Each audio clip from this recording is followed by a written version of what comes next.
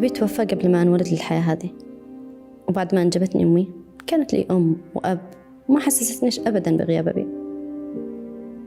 لكن أمي فارقتني وأنا عمري 6 سنوات، فلتتني وحيدة أصارع الجشع اللي حولي بسبب الميراث الكبير اللي فلتته لي تركته باسمي.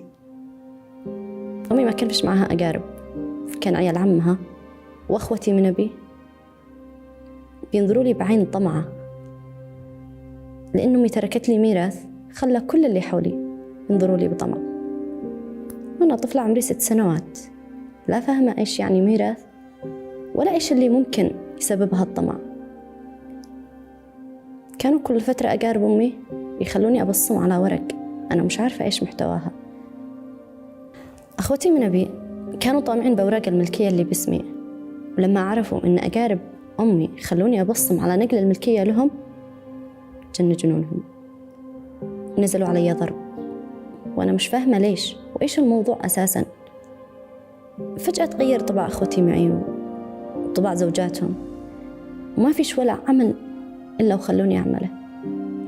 كنت أروح أجلب الماء، أجلب الحطب، أرعى الغنم والبقر، أنظف البيت، أخدم عيالهم، وكأني خدامة. استغلوا ضعفي وعدم وجود لا أب ولا أم، وحرموني من طفولتي. حتى كسوة ما كانوا يكسوني مثل عيالهم، مع أنه كنا بنفس العمر.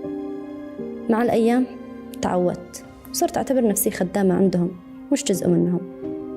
كنت دائما أفتقد لوجود أمي معي. كبرت على نفس الظل، صار عمري 14 سنة. تقدم أحدهم لخطبتي. أول ما سمعت الخبر تملكتني السعادة، قلت في نفسي أخيراً أخلص من عذابي. تفاجأت بأخوتي دخلوا لعندي. أنا فكرتهم في البداية أنه ممكن يسألوني عن رأيي إذا اشتي أتزوج ولا لا، بس لا، تفاجأت بكلامهم. طلبوا مني إذا اشتي أتزوج أتنازل لهم عن ميراثي من أبي، ولا مستحيل يقبلوا يزوجوني بأي حد. أنا نظرت لهم باستحقار، وافقت على طول، لأنه كنت مستعدة أتنازل عن أي شيء مقابل الخلاص من عذابهم هم وزوجاتهم. تم الزواج. فكرت إنه خلاص برتاح، لكن بعد 2 شهر من زواجي زوجي سافر وتغرب وتركني عند خالته اللي كانت ما تقلش ظلم عن زوجة أخوتي. كانت ما تسمح لي آكل إلا إذا اشتغلت لها بالطاحون أو أجلب لها الماء. واستمريت لسنوات على نفس الظلم.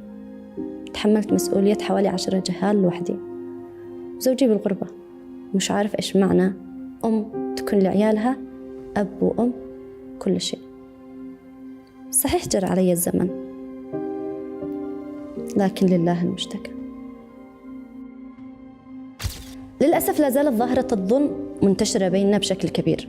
كم سمعنا أخي يظلم أخته ويأكل حقها من الميراث تحت مبرر ما نشتش غريب يدخل بيننا، بحيث أنه زوج الأخت بيعتبروه غريب، متناسين إن المال مش كل شيء وإن بعد الدنيا آخرة.